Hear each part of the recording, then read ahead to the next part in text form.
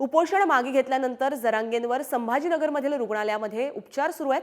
ते रुग्णालयामध्ये दाखल झालेत आणि आज त्यांची पत्रकार परिषद पार पडेल। यातून ते त्यांची पुढची भूमिका जाहीर करतील।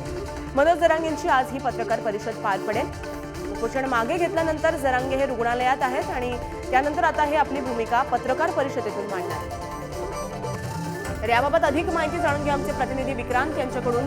विक्रांत, आज पत्रकार परिषद जरांगे पाटील घेणार आहेत असं कळतंय, याबाबतचा महत्त्वाचा तपशील काय?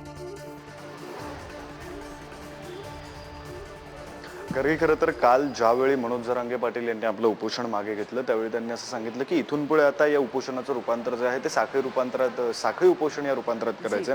खरं तर त्यानंतर दररोज 4 आंदोलक जे आहेत ते उपोषणाला बसतील असंही त्यांनी म्हटलं। त्यानंतर ते आता उपचार घेण्यासाठी काल संध्याकाळी गॅलेक्सी रुग्णालयामध्ये संभाजीनगरमध्ये दाखल झालेले आहेत, कारण 16 दिवसांचं त्यांचं उपोषण होतं। त्यानंतर उपचार घेणं गरजेचं आहे। हे उपचार घेऊन झाले की ते पुन्हा एकदा महाराष्ट्र दौरा करतील, गावोगाव पिंजून काढतील असं सुद्धा त्यांनी म्हटलेलं होतं। नेमकं याच विषयीचा जो तपशील आहे तो मनोज जरांगे पाटील आपल्या पत्रकार परिषदेमध्ये स्पष्ट करू शकतात।